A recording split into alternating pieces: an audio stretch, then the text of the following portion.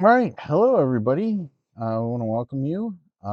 This is actually my anniversary edition. It has been 1 year since my podcast came out, and I really wanted to do something a little special. And we're just going to go over some of the stuff that happened over the last year. And, I really want to appreciate everybody that's followed me in the past year and kind of help me continue with what I'm doing and do all the amazing things that I've gotten a chance to do. Um, Bringing stories to you, talking about what's going on, and just some of the exciting stories that we've had over the past year. Um, so, as a recap, what I really wanted to do was we're going to start at the beginning. And of course, the beginning, like always, I introduced myself. I'm Todd. I'm a veteran war gamer. I've been playing Warhammer 40K and Games Workshop Warhammer games for almost 30 years. Okay. I can admit to it's almost 30 years. It might even be 30 years, but let's split the difference and say almost 30 years. Um, so when we started the podcast, I would what my initial starting goal was to um, different ways to play campaigns for your group for 40K. I mean, and get the most enjoyment out of the way that you like to play 40K. Yes, there's tournament scenes. Yes, there's you know beer and pretzels with your buddies and just trying stupid lists and stuff like that, trying to see what's good. But what really builds character to stories is the stories themselves, the people that are involved with the stories. And with that, I really wanted to go into some of the ways that we played campaigns over the years. So we did start with narrative campaigns, and narrative campaigns, they're like the Dungeons and Dragons version of playing Warhammer 40K. You can get into playing Kill Team or even Necromunda or Battles or Battlefleet Gothic or whatever really tickles your fancy, but it's all built around a story. And one of the biggest pros about that is you have a DM, a dungeon master or game master who creates the story and really drives the experience for everybody that's involved in the game. And of course, you can have a ton of players with this, and whoever the GM kind of builds the story around, it could be two people, it could be four people, five. You could have team battles. I mean, however the GM really kind of pushes the narrative of the story to get you excited about it. I mean, now like the grand narrative in Warhammer 40K tournament, the grand narrative, they do tons of people and they all belong to either order, chaos, pirates, whatever.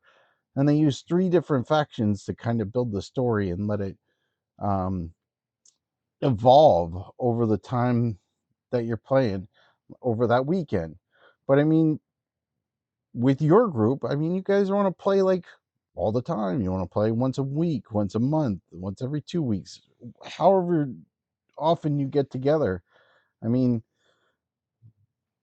tons of stuff you can do, and that's the great part, especially if you got somebody that really can build an experience for all the players. The the con to that usually is somebody doesn't get time to play.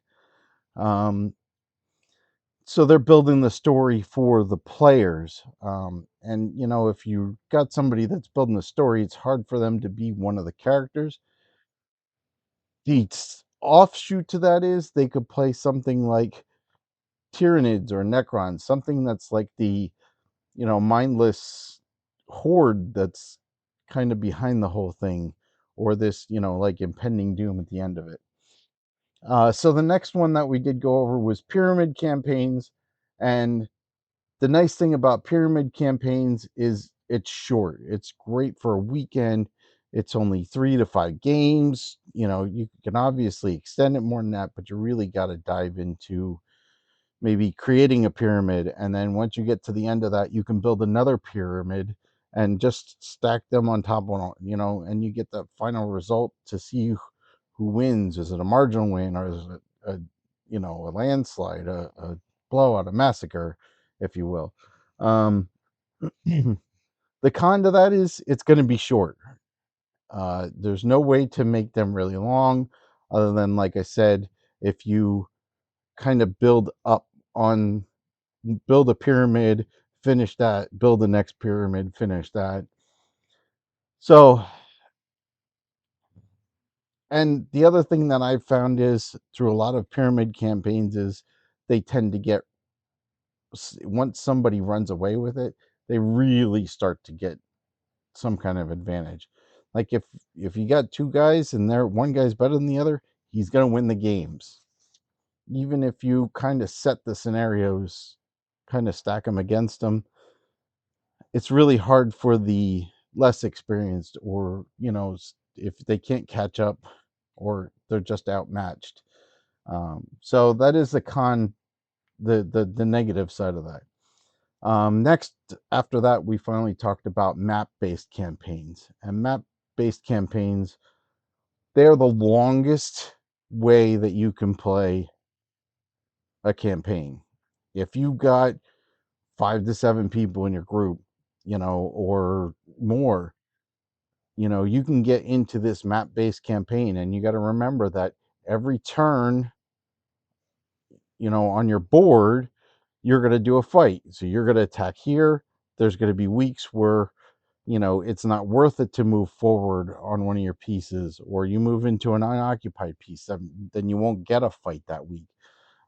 So you got to keep that in mind when you're playing your map-based campaigns, that you're really just kind of digging into, you know, everybody's experience. Everybody has to be on top of this, and everybody's got to be available. And of course, that's one of the biggest negatives of that is if somebody drops out, you have to have a backup plan. You have to have some way to mitigate an army that just pulled out of your fight, pulled out of your campaign. Do you just, oh, they just disappeared or they were defeated?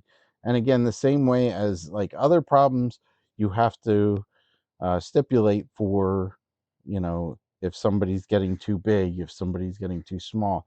And of course, we talked about the planetary empires that Games Workshop had.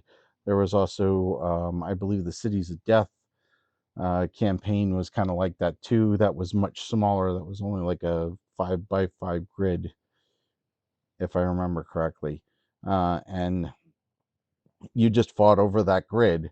Like the planetary empires, there's 40 some tiles, 50 some tiles to fight over.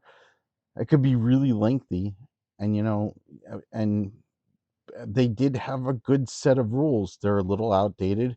I believe one of the other podcasts, I'm not sure if it was Preferred Enemies or one of the other ones, they actually put updated rules on their site, and I know I shared the link on that episode when I did that episode. So if you want to go back to that episode, past me knows a whole lot more about the links than current me does. Um, the negative to that is, of course, somebody has to keep the map up to date and all your turns and whose turn it is and who's moving where. So there is some logistics involved for at least one person, if not everybody, to kind of update their version of the map. Or, if you have one, like the planetary empire tiles, if you have one, somebody has to have space in their room to keep that. Um, and But I mean, if you got the room, go for it. I think it's amazing. That's always one of my most fun campaigns to do. The last one that we talked about was Crusades, and of course, Crusades is Games Workshop's mini baby, right that fits right in between Combat Patrol and your 2,000 point tournament fights. Starts at 10,000, or yes, 10,000 points. It starts at 1,000 points, and grows from there. this is great for an escalation league. This is great for somebody that wants to learn their army. You start with a nice 1,000 points. There's no name character, so there's no absolute craziness involved with it. A Space Marine captain's a Space Marine captain in most cases, so it's nice that you got that chance to really start learning the rules of the units that you have available to you. And one thing that I'm going to be doing, just kind of talking ahead, is I want to do more of these. Last episode, I did how to take your combat patrol and move up to Crusades so you can start playing Crusades. Some recommendations on units and stuff like that. And I'm going to start doing that. In fact, I've sat down with one of my friends and he's going to help me out with it. And then I also talked to my boys who are kind of playing with new army ideas, and they're going to help me go through some of these and just pick out what they would do. So it's not just my opinion. We kind of got like a hive mind developed around who's going to be doing this. But not to get too far ahead, the other things with Crusade is all the rules are on the Warhammer community site. Everything from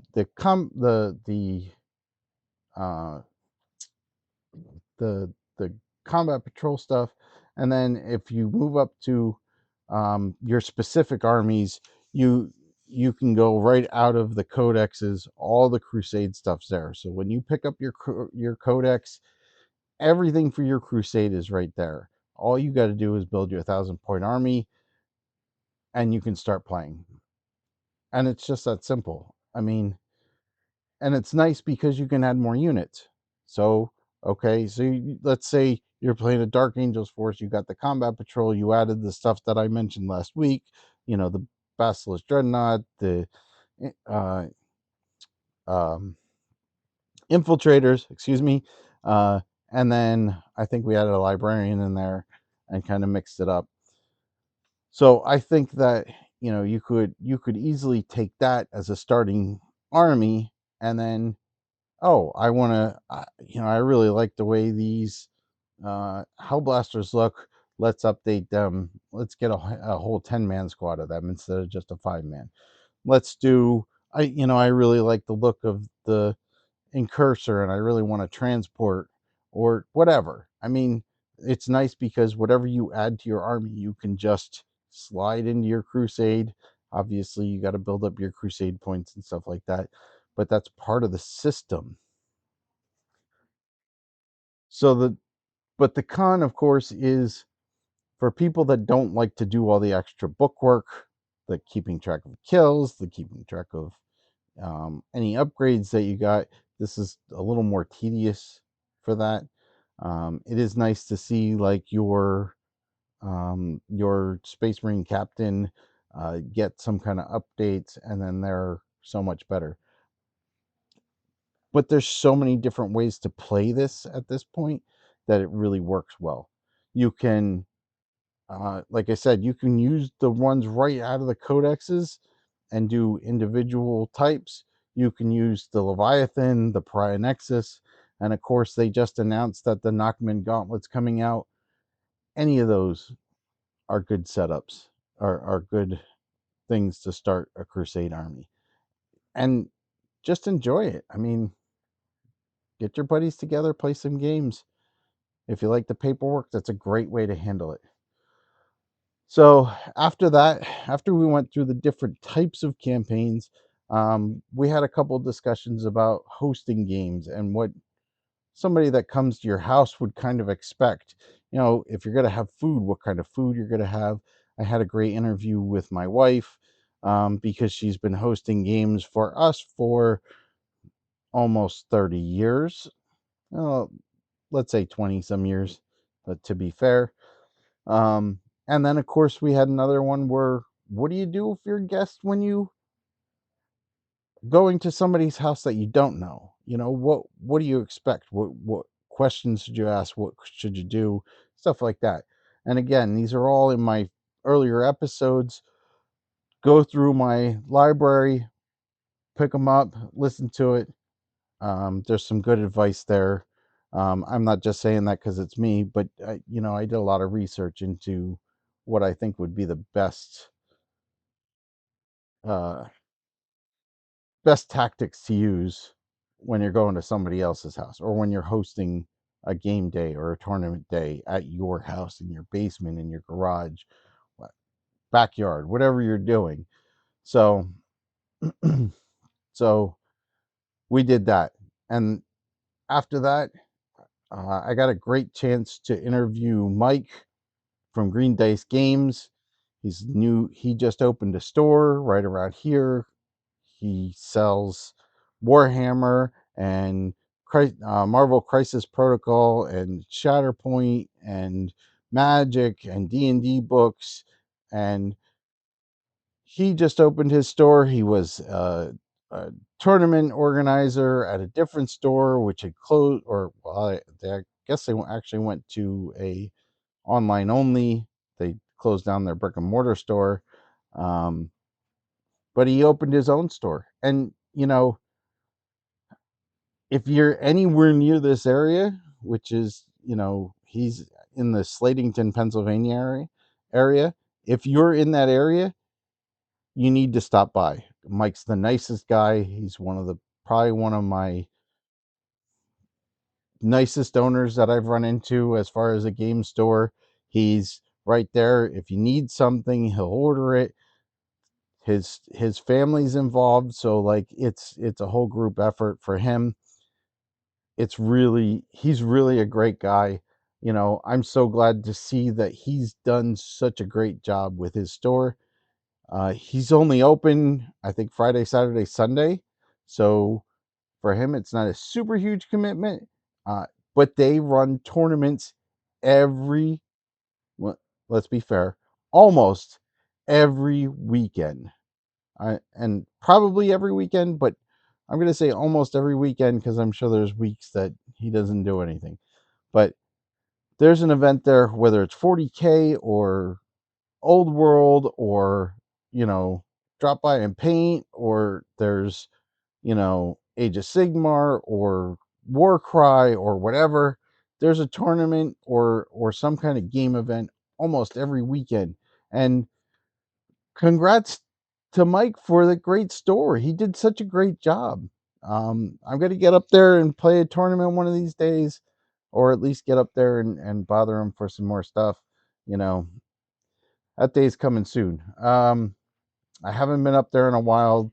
It's winter in Pennsylvania. So when I do get a chance, I'm going to get up there and hang out with him a little bit and see and the guys up there, everybody that I met up there, when I was up there, everybody was incredibly nice. So stop up if you're ever in the area. After that, we started talking some strategies. We covered all the balance data slates, as well as all three of the points updates. And we did a quick review on those and really tried to get up to speed. And I don't know how much it helped you guys, but to be honest, just to go over everything, it helped me a lot. Go over my armies and figure out, what I was going to do next, with the armies that I have. Then, um, in September of last year, I started the YouTube channel.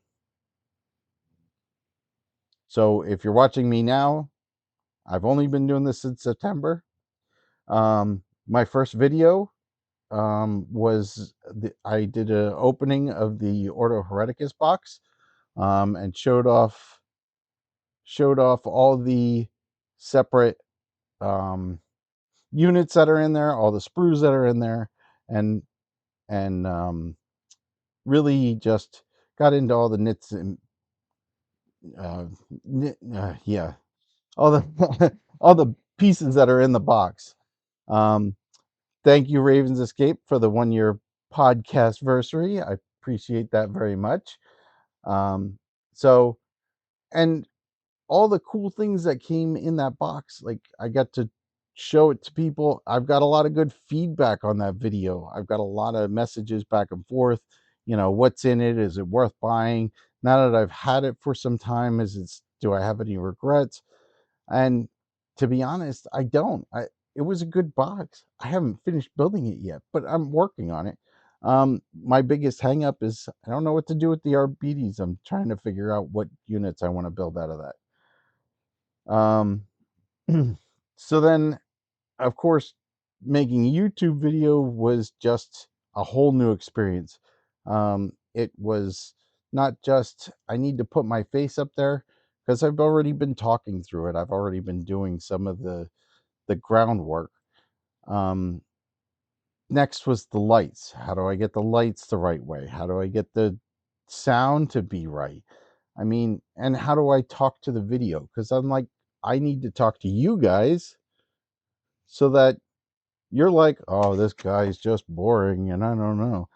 So, like, I had to learn that, and I had to learn way more information than I was prepared for.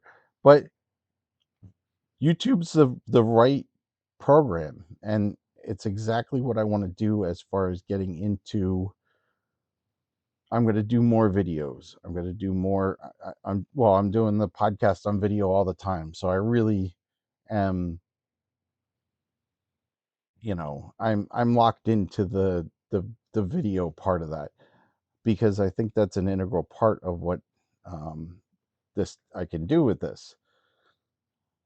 So, and of course, you know, in December I started doing Twitch. So I went from doing live videos. Not only am I doing live videos, now I'm playing Space Marine 2 um, on the Xbox or doing painting nights. So once a month we're doing a painting night. Once a month we're doing a gaming night. The other 2 Thursdays we're doing podcasting, and I'm enjoying doing the podcasting live. There's still little bumps for me every once in a while. Like I see a message, I'm like, oh, I got to respond right away. So I try to respond, but try not to interrupt my flow too much. Um, I'm still learning that, but it's working out. In December, I did a gift buying episode. So for the person that, if you're watching this, you're probably a gamer of some sort, a modeler or something like that. What are the things that, somebody that doesn't know what you're doing can buy you for a gift that you would appreciate? I know there's a ton of stuff that over the years I certainly would appreciate that it it never came across. I never got that, you know, and it's hard to buy somebody units for their army if they don't understand the game or understand how the units work or what you have, because I got that excuse tons of times. Oh, I don't know what you have for it. Okay, here's my gift idea. Like I could always use paints, I can always use paint brushes, I can always use, wet palettes, stuff like that. Go back and listen to that. I think that was a great episode. I think next year when I'm going to do it again, but I'm going to do it a little bit earlier. I did it a little close to Christmas. I don't think it came across quite as good as I wanted it to, but we're going to do that again because there's a couple of things that I thought of since then. I want to keep up on that. So that leads us to now. I mean, we're doing all this stuff.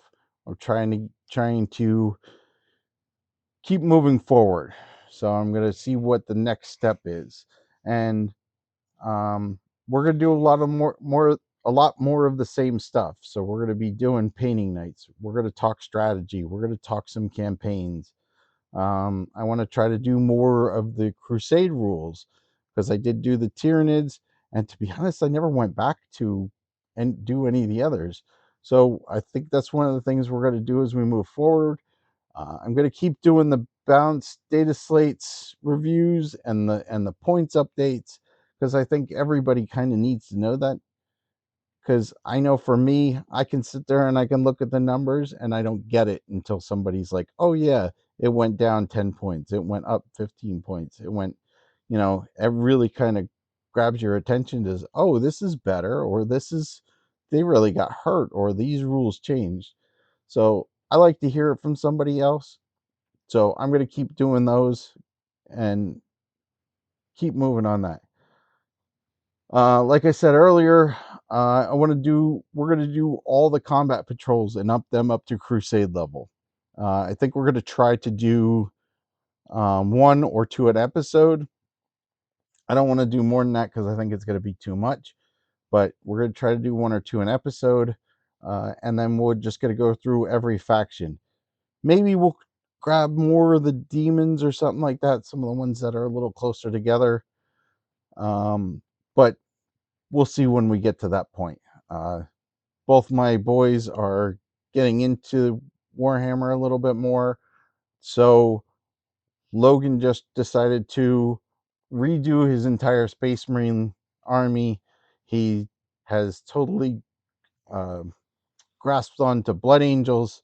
So he's going to play Blood Angels with his Space Marines. So I've been giving him a lot of lore and a lot of updates and, some of the things that he can buy. The nice thing is he does have a nice size army to start out with. So when he moves up into buying more and bigger things, he can kind of do it with a better idea of what's going on. Michael's starting Necrons, and they both have units that they just bought, but I want to get them from their combat patrols up to a point where they can play Crusades, and I got to get them their models on the table so that they understand how the units work for them. Um, so if you like the first combat patrol to Crusade, I did the Dark Angels. We're going to do more of those. And you, of course, you can go back, watch the one, I think it was just last episode. You can go back and watch that one, and then you can see how I did it. That one was a little more on the fly. I should have put a little more thought into it beforehand. I kind of sat down on the the stream here, and I was like, oh, this would work better, and then I had to start all over. So um the next thing that I want to do, I'm going to bring more people into the show. Not only just me, I want to bring my boys in. Maybe I'll have my wife back in if she agrees, and we can talk about planning games and tournaments again. She's my hostess. Um, so whenever we do anything at the house, it gets full wife approval before we do anything. Um, Even as far as food or house gets cleaned or this got to get done or that got to get done, everything's got to go through the right channels so that everything goes smoothly. Because if I didn't have her to back me up if I didn't have her to back me up, I couldn't do any of this stuff, that's for sure. So um maybe I'll see if I can get her on for a follow-up. It's I talk to her every day, but we don't talk about it on stream that much. But we're really gonna kind of get some new ideas out there and stuff like that, how to host games. um so what else do I got here? We're gonna start recording games. If you haven't noticed, right at the end of December we had a stream that we played a game, just me and one of my buddies. We wanted to test out the equipment that I got for Christmas. We wanted to test out some of um, the lights, the microphones, everything, to get some right angles. We actually got more involved into the game and didn't pay as much attention onto what what we were recording. Um, so I kind of didn't. I ported some of it over to YouTube, but I haven't put it up yet. Maybe we'll keep that as like a spoiler at some point. Um, this year, I also want to. Right? Ravens Escape says, I sounds like someone's trying to earn brownie points right before Valentine's Day. Uh, just in case you're hearing this on YouTube, today is the day before Valentine's Day. And, you know, my wife's everything to me. But um, so maybe brownie points, maybe it's the truth, you know. So other things that I want to do this year, I want to get to a tournament. Even if I don't play, I'd like to go to somebody, even if it's up to Green Dice Games during one of their tournaments. Um, kind of do some player on the spot stuff, maybe record some stuff. Um, it would be nice to like get out there and maybe see more people that I can interact with.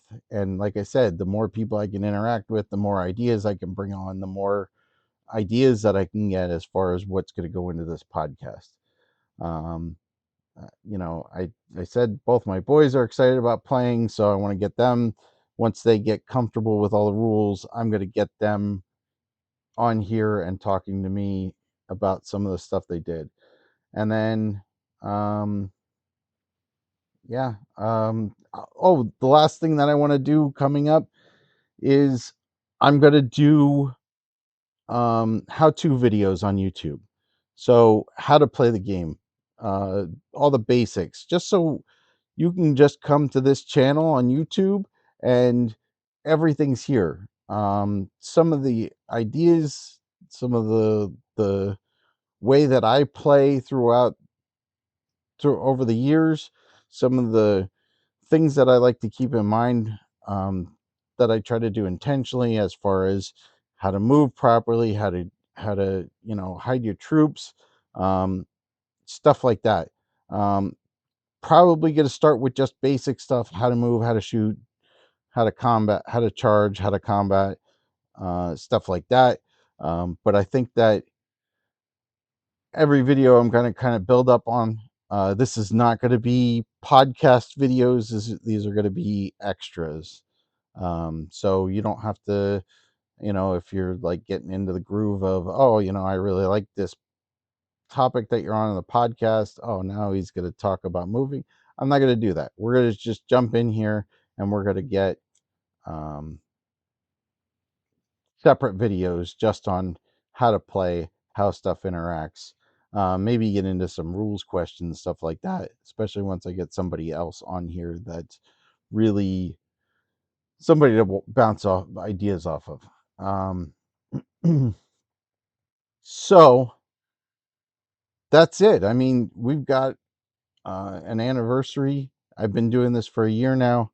Um, the big thing and the last thing that I want to do, if you made it this far into the video or into the podcast, you're in luck, because now I'm going to celebrate all of you. To celebrate all of you, I'm offering someone or some 1 year anniversary gifts. Don't get too excited. This channel's still small, so there's no money or big prizes, stuff like that. There's no big money for big prizes.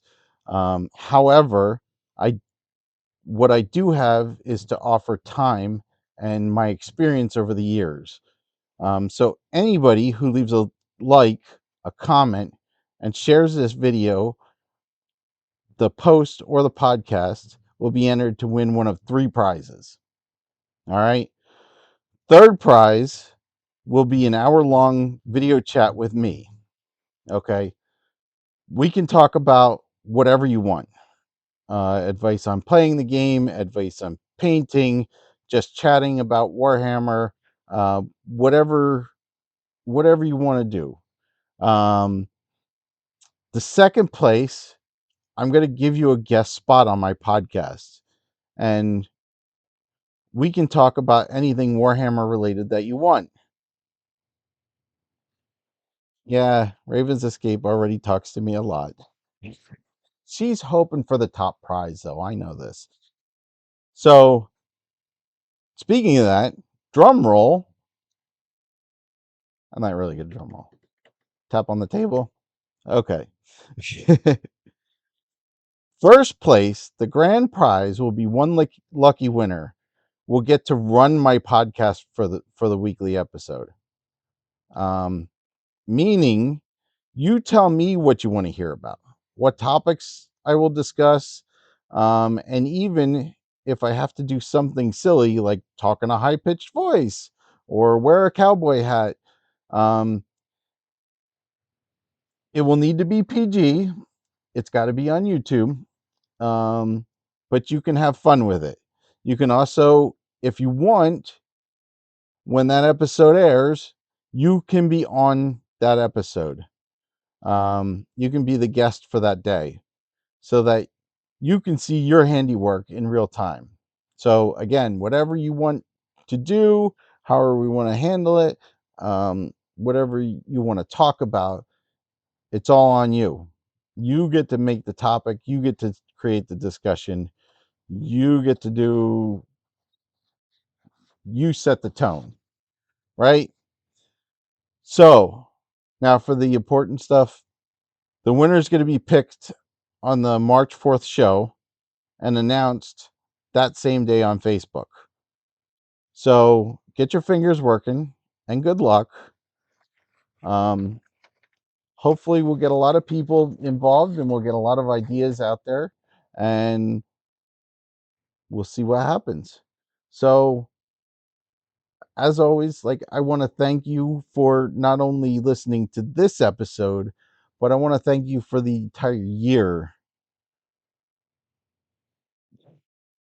Susan said, or Raven's Escape says, yeah, that's the one I want. You're going to wear a big old bow and we're going to talk about crochet unless someone else pays.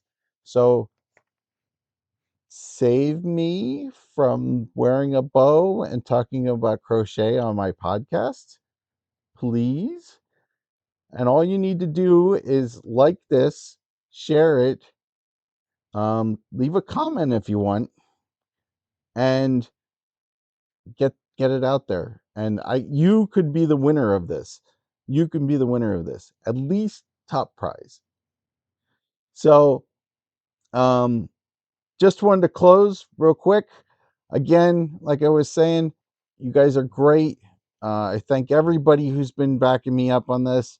I thank everybody who's listened, who's watched, who's commented, liked, shared, everybody that's interacted with this channel. I appreciate it. I never thought that I'd actually be doing this, but here I am a year later and I'm so excited to be doing it, and I'm so looking forward to next year and the year after that and the year after that and so on and so forth. So I just want to close with this. I'm Todd. We're here to make you and your models table ready. Good gaming and good night.